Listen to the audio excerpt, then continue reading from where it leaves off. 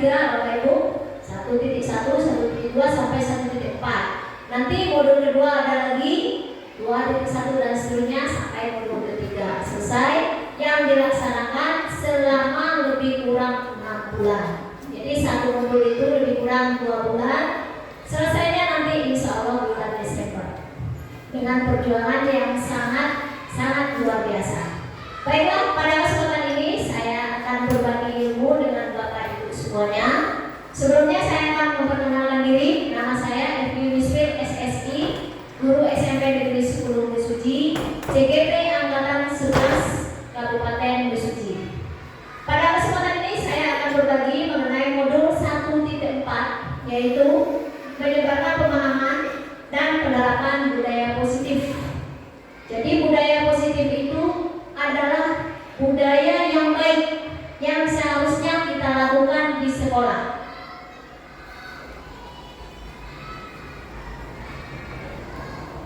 Ya, budaya positif yang akan kita lakukan di sekolah.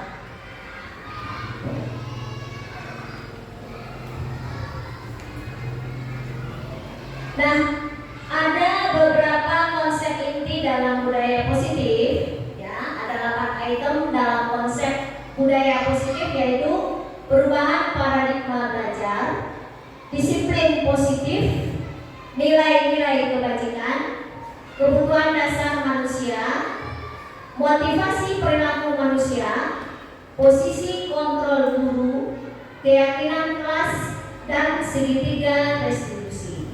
Itulah konsep inti yang kita terapkan di dalam budaya positif yang akan kita lakukan di sekolah. Tercipta kehidupan dan budaya positif di sekolah demi kebaikan keluarga sekolah, yaitu kepala sekolah, guru, murid terutama. Jadi budaya positif yang kita lakukan sasarannya adalah murid. Jadi tujuan guru penggerak itu adalah mana yang terbaik untuk murid. Next, Pak Arif. Pembelajaran dengan paradigma baru itu adalah pembelajaran dengan yang merupakan pembelajaran yang dirancang berdasarkan prinsip pembelajaran berdiferensiasi, sehingga murid belajar sesuai dengan kebutuhannya berdasarkan tahap perkembangan sesuai teori psikologi modern yang mewujudkan profil pelajar Pancasila. Nah, kemudian apa itu disiplin positif? Ya, disiplin positif itu berasal dari kata disiplina yang artinya belajar. Disiplin mengacu pada prinsip disiplin diri yang memiliki tanggung jawab terhadap apa yang dilakukan berdasarkan nilai-nilai yang diyakini. Disiplin positif merupakan salah satu cara penerapan disiplin yang bertujuan untuk menumbuhkan kesadaran serta memberdayakan murid tanpa imbalan penghargaan, ancaman, atau hukuman. Nah, sebagai seorang pendidik, tujuan kita adalah menciptakan murid yang disiplin. Sudah pasti ya Bapak Ibu ya. Sehingga mereka berperilaku mengacu pada nilai-nilai kebajikan universal dan memiliki motivasi intrinsik dalam perubahan perilaku ke arah yang lebih baik. Nah, apa saja nilai-nilai kebajikan itu yang harus kita terapkan di sekolah maupun dalam lingkungan keluarga besar sekolah kita? Yang pertama yaitu menerapkan profil pelajar Pancasila. Di dalam profil pelajar Pancasila jelas beriman dan bertakwa kepada Tuhan Yang Maha Esa, berakhlak mulia, kemudian berbhinneka global, gotong royong, mandiri, kreatif, dan bernarkis. Kemudian belum yang keduanya balik kembali Pak. Nah, ada Ibu Primary Years program, yaitu nilai kebajikan yang ada itu ada berupa toleransi, rasa hormat, integritas, mandiri, menghargai, antusias, empati, keingintahuan, kreativitas, kerjasama, percaya diri, dan komitmen. Kemudian yang terakhir yaitu apa saja lagi nilai-nilai kebajikan, yaitu berupa keterampilan hidup yang disebut dengan life skill. yaitu dapat dipercaya, lurus hati, pendengar yang aktif, tidak merendahkan orang lain, dan memberikan yang terbaik dari diri. Next, Pak. Nah, kembali masuk kepada item berikutnya, yaitu kebutuhan dasar manusia. Kebutuhan dasar manusia adalah segala sesuatu yang kita lakukan untuk mendapatkan apa yang kita inginkan. Seluruh tindakan yang kita lakukan memiliki tujuan tertentu, dan semua usaha terbaik yang kita lakukan adalah dalam rangka memenuhi kebutuhan dasar kita agar terpenuhi dengan baik.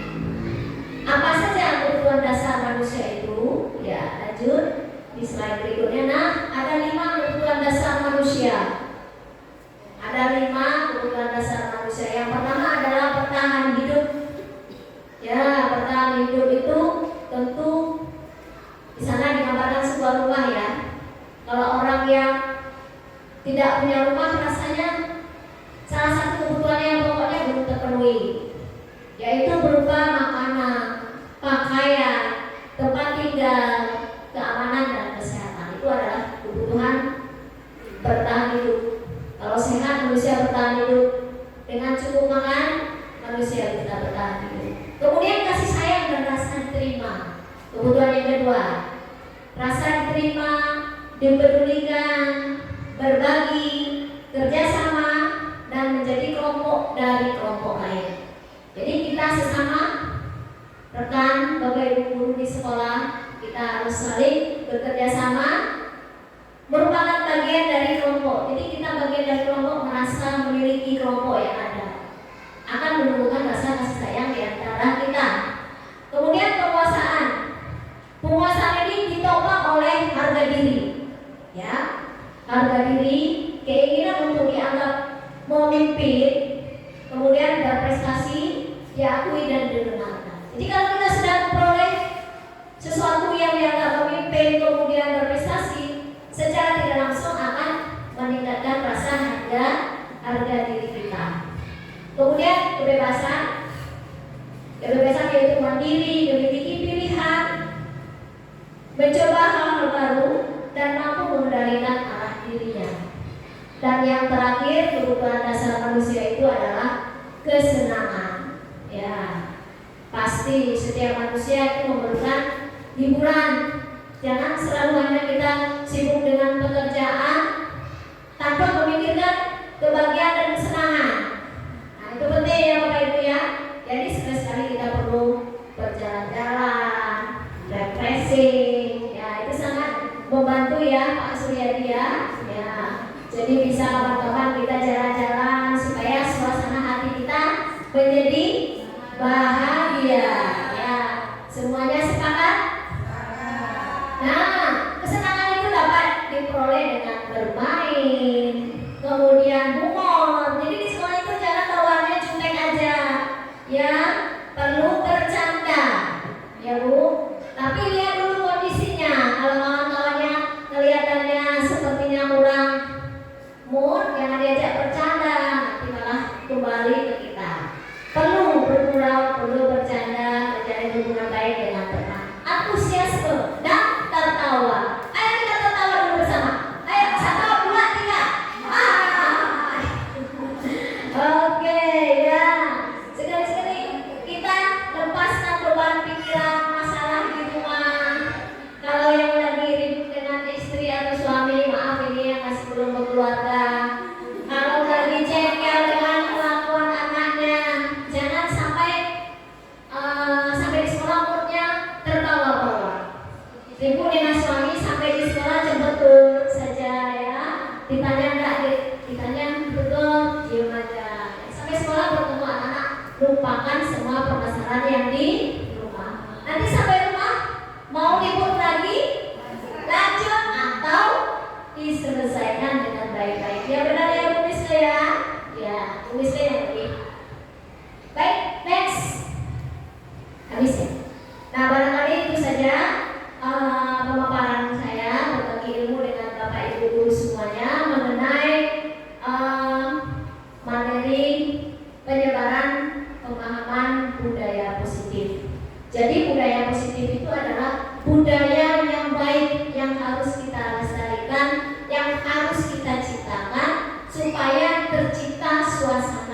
hati bahagia. Jadi di sekolah kita juga harus menciptakan budaya positif. Apa saja budaya positif itu? Salah satunya beberapa itu tadi saya sudah sampaikan. Baik Bapak Ibu semuanya, mungkin itu pemaparan dari saya. Barangkali ada yang mau belum jelas atau belum paham mengenai yang saya sampaikan tadi, silakan kalau ada yang mau bertanya. Ada yang mau bertanya? Ya, silakan. Oh iya, silakan diisi.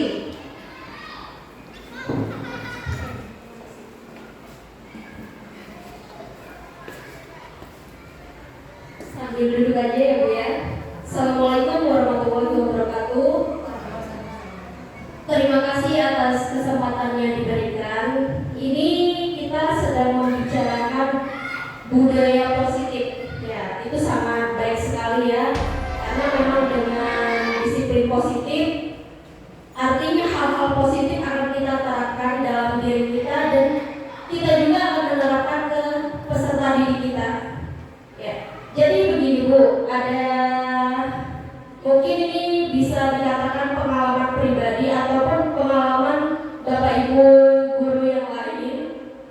Jika misalnya ada anak yang mungkin dalam penerapan sehari-harinya kurang, bisa dikatakan kurang untuk hal budaya positif, atau dengan kata lain dia melakukan kesalahan atau tidak sesuai dengan aturan yang berlaku, apakah boleh kita sebagai tenaga pendidik kita memberikan hukuman? Dan hukuman apa yang baik untuk anak tersebut? Supaya begini, kita tidak, sekarang kan lagi tren bully ya, tidak menyakiti perasaan anak tersebut atau bagaimana. Terima kasih, itu saja pertanyaan saya dari saya. Saya akhiri, Assalamualaikum warahmatullahi wabarakatuh.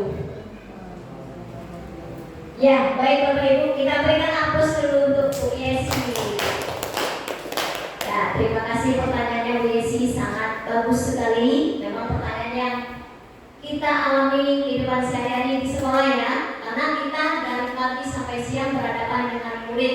Semua permasalahan murid itu adalah penyelesaiannya berada di tangan guru. Ya, tadi pertanyaan Bu Yesi, kalau ada anak yang dalam tanda kutip melakukan kesalahan ya Bu ya, bolehkah kita hukum? Saya sebelum menjawab mau bertanya dulu, bolehkah atau setujukah Bapak Ibu apabila murid yang melakukan kesalahan kita hukum? Ada nggak yang bisa memberikan tanggapan? Ada yang bisa memberikan tanggapan Bu? Setuju Bapak Ibu kalau dihukum atau tidak? Kalau setuju alasannya apa? Kalau tidak alasannya apa? Kalau anak yang melakukan kesalahan di sini kita berikan hukuman. Contohnya, kamu berlari lapangan sebanyak 3 kali. Itu hukuman ya Bu? Kamu menulis di kertas, saya tidak akan terlambat lagi, saya tidak akan terlambat lagi sampai penuh. Itu hukuman. Atau satu lagi, kamu berdiri di depan, pegang angkat kakinya, itu hukuman. Nanti kita akan bedakan apa hukuman, apa konsekuensi. Nah, kita masuk nanti. Ada Bapak Ibu, Bu Miska mungkin mau kasih ini guru BK-nya?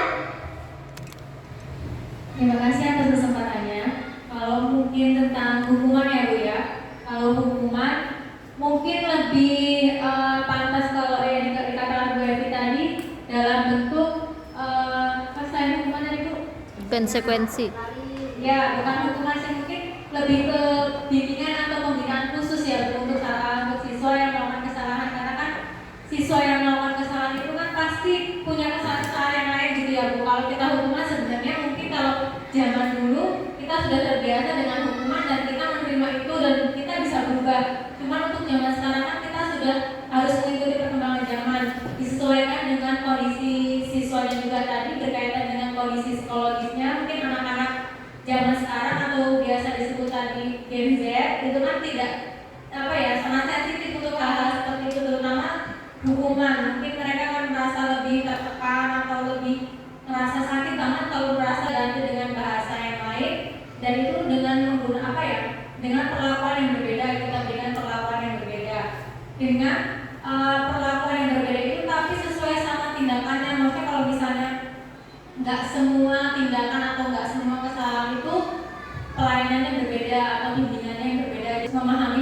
juga harus banyak belajar, termasuk saya juga masih meraba-raba bagaimana sebenarnya menangani siswa yang seperti itu.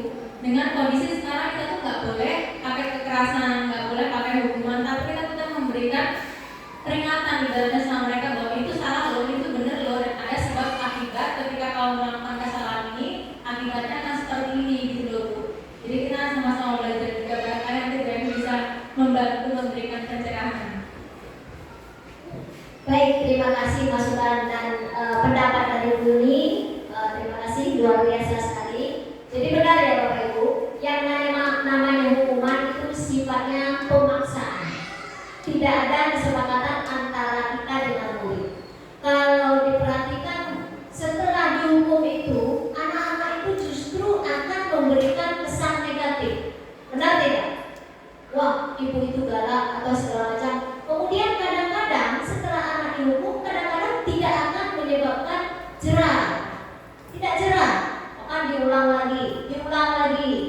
Kemudian setelah kita berikan hukuman itu, memberikan dampak psikologis. Jelas itu. Apalagi kalau kita menghukumnya itu di hadapan teman-temannya, akan memberikan dampak psikologis. Coba kamu yang berbicara di sana, misalnya ketika menjelaskan materi pelajaran, ada siswa yang tidak perhatikan, coba kamu ke depan. Kamu jelaskan lagi apa yang tadi ibu jelaskan. Dengan kagetnya, kan kaget ya, lagi asik bicara atau lagi ngobrol, bawa ke depan. Otomatis dia akan merasa malu, karena di depan itu dia merasa canggung, merasa bersalah dengan apa yang sudah dilakukannya. Itu akan memberikan dampak psikologis. Jadi ada beberapa dampak lain yang tidak baik hukuman. Kemudian dari pendapat ini kita boleh memberikan hukuman dilihat apa yang menyebabkan dia melakukan kesalahan. Kadang misalnya dari rumah dia terlambat di pagar situ, tahu-tahu kita hukum misalnya pungut sampah. Mungkin maksudnya baik untuk supaya kebersihan. Tapi kadang-kadang kalau hukuman itu diberikan di depan teman-temannya, dia merasa malu gitu ya. Sementara kita tidak tahu kenapa dia terlambat. Harusnya kita klarifikasi dulu, kenapa kamu terlambat. Saya pernah menghukum siswa dulu sebelum mengetahui materi ini. Setelah itu saya merasa malu, minta maaf lagi kepada anak itu. Ternyata dia terlambat karena di jalan motornya pecah ban. Ya, pecah ban, terpaksa saya ke bengkel dulu Bu ya. Jadi kan dia punya alasan. Sehingga sementara kita langsung menghukum karena kamu salah, terlambat dihukum. Itu tidak boleh ya Bapak Ibu. Jadi itu Bu Yesi, dilihat dulu, kita komunikasikan dulu kenapa. Kemudian kalau itu berupa konsekuensi, kita boleh melakukannya Bu. Misalnya di kelas Bu Yesi sudah ada kesepakatan nih, siswa yang terlambat akan keliling lapangan 1 kali. Itu konsekuensi kelas. Itu sudah disepakati. Kemudian siswa yang alfa nanti akan dilakukan misalnya alfa 1 kali tidak memberitahu, kemudian akan diberikan sanksi. Itu namanya konsekuensi. Siswa sudah menyadari sebelumnya hal itu sudah kita sepakati. Nah, tapi dia melanggar, boleh kita melakukan. Tapi kalau hukuman yang sepihak itu tidak boleh. Itu cukup ya Bu Yesi ya. Barangkali itu saja pemaparan saya hari ini Bapak Ibu. Mudah-mudahan apa yang disampaikan tadi bisa kita terapkan bersama dalam pembelajaran kita dan membina murid-murid kita supaya kedepannya kita bisa menciptakan budaya positif di sekolah, sehingga ujung-ujungnya mencapai sesuatu yang disebut dengan bahagia. Jadi bahagia guru, bahagia juga murid. Terima kasih atas perhatian Bapak Ibu semuanya. Saya akhiri. Assalamualaikum warahmatullahi wabarakatuh.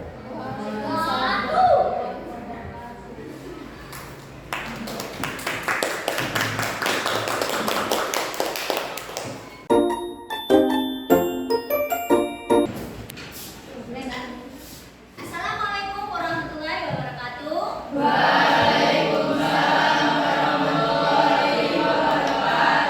Selamat pagi anak-anak. Apa kabar kalian semua hari ini? Sehat?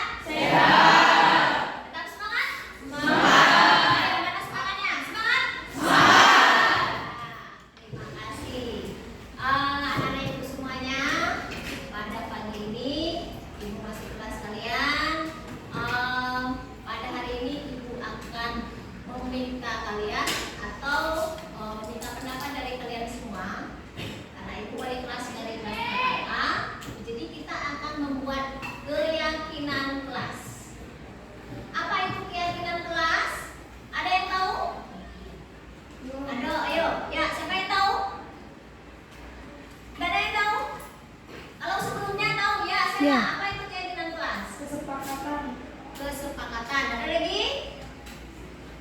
Ada lagi? Ya. Peraturan kelas. Oke. Tepuk tangan untuk Sela dan Roster. Benar anak-anak? Keyakinan kelas itu kalau dulu namanya peraturan kelas. Ya. Jadi peraturan kelas apa saja hal-hal yang harus kalian jalani atau ikuti di kelas ini. Itu yang disebut dengan peraturan kelas. Nah, kalau sekarang istilah itu disebut dengan keyakinan kelas. Siapa yang membuat keyakinan kelas itu? Kita. Nah, kalian semua. Kalian yang akan membuat kesepakatan kelas itu. Karena yang akan melaksanakan juga siapa? Anak-anak itu semua kelas 8A. Ibu di sini hanya sebagai pemantau peraturan kelas itu, keyakinan kelas itu bisa dilaksanakan. Nah, pada pagi ini kita akan membuat keyakinan kelas untuk kita. Apa saja keyakinan kelas yang akan kalian inginkan supaya kelas kita berjalan dengan baik, warga kelasnya saling sayang menyayangi, tidak terjadi hal-hal yang tidak baik. Sepakat untuk membuat keyakinan kelas? Baik. Oh ya, sebelum itu sudah paham dengan apa yang sudah Ibu katakan tadi? Nah, sekarang Ibu akan memberikan kertas catatan untuk kalian masing-masing. Kalian silakan tulis keyakinan kelas yang kalian inginkan pada kertas ini. Di kertas ini ya. Nah, Ibu bagi satu-satu. Nanti kalian maunya bagaimana? Misalnya, saya maunya di sekolah ini saling menghargai. Saya maunya di sekolah ini siswanya, muridnya datang tepat waktu ke sekolah. Tidak boleh bully. Tidak boleh mengeluarkan baju. Tidak boleh berkata-kata kotor. Banyak sekali ya. Nah, silakan kalian sampaikan ya. Setelah itu kalian silakan tempel di tempat tulis. Nanti Ibu akan pilih mana keyakinannya kelasnya yang banyak. Maksud dari itu akan menjadi keyakinan kelas kita. Siap anak-anak?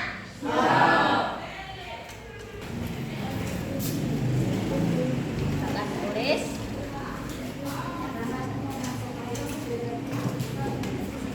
Masing-masing.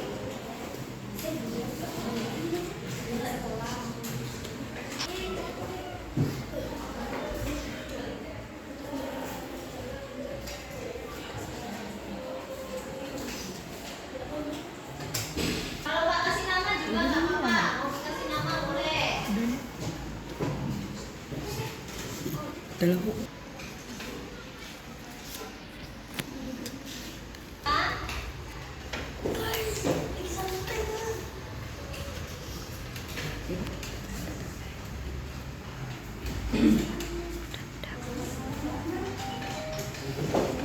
Silakan ditempel sini yang sudah. Silakan gantian ya. Nah, ayo yang sudah silakan kembali. Nah, yang sudah silakan kembali.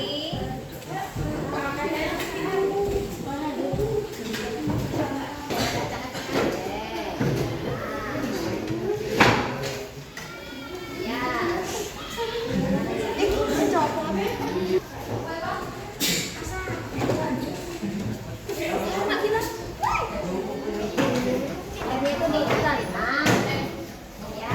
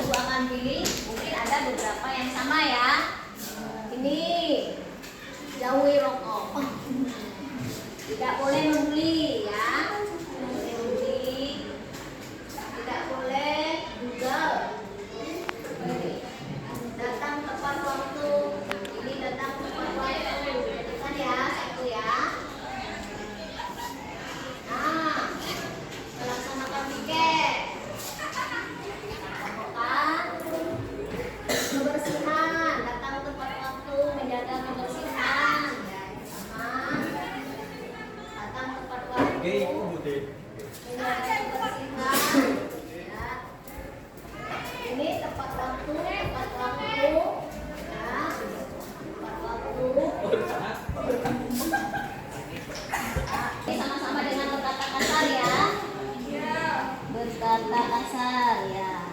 Kemudian tidak boleh berkata kotor. Tidak boleh begal, selalu berpakaian rapi. Ya. Nah, 1, 2, 3, 4, 5, 6, 7 ada 8. Ada 8 item. Ya. Keyakinan kelasnya. Ya. Yang paling banyak adalah hadir tepat waktu.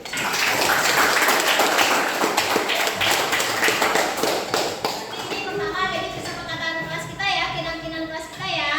Tepat waktu. Kemudian yang terbanyak lagi kedua yaitu tidak boleh berkata kotor dan tidak boleh saling bully, itu dijadikan satu, dan tidak memanggil nama dengan panggilan nama orang tua. Itu yang kedua. Jadi singkatnya efektifnya adalah ketentuan kedua yaitu tidak boleh berkata. Yang ketiga, keyakinan kelas yang ketiga, selalu menjaga kebersihan. Ya, jadi menjaga kebersihan itu tidak hanya tugas yang piket. Yang piket sudah membersihkan kelas, yang lainnya mengotori. Cuma ya, semuanya berkewajiban untuk menjaga kebersihan.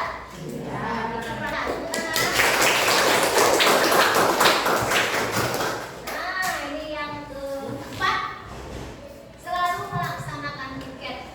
Oh, yang dua ini yang lain berarti bagaimana? Tapi tidak apa-apa. Kita jadikan peraturan kelas kita selalu melaksanakan piket. Itu sudah keyakinan kelas kita. Bagi yang melanggar nanti akan mendapatkan konsekuensi. Nah, oke. Kemudian tidak boleh bully, itu termasuk dari kata kotor boleh lah ya. Nah, yang terakhir, saling menghargai dan saling menyayangi, itu yang utama. Saling menghargai dan saling, kalian semuanya adalah keluarga. Jadi semuanya harus saling menyayangi dan saling menghargai. Nah, baik, itu coba akan tuliskan. Yang pertama, jadi nanti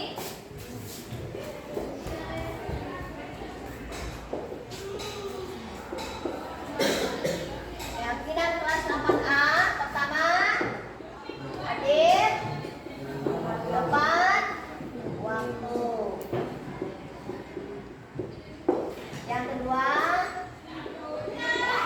selalu menjaga kebersihan. Tiga, tidak berkata kotor. Ya, keempat, saling menyayangi. Yang kelima tadi apa ya? Oh,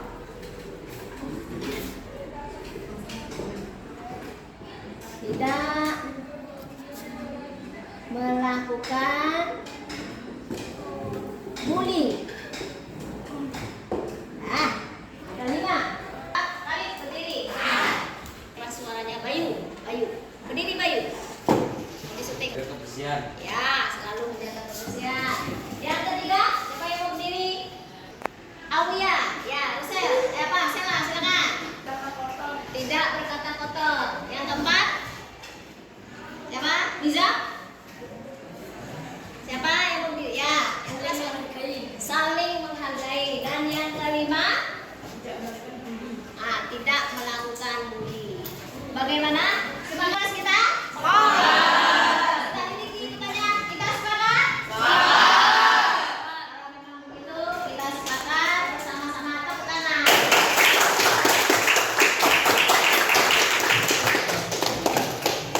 Baik, anak-anak ibu semuanya, alhamdulillah. Anak semuanya, alhamdulillah keyakinan kelas kita sudah sepakati bersama-sama untuk kita laksanakan dengan penuh rasa tanggung jawab.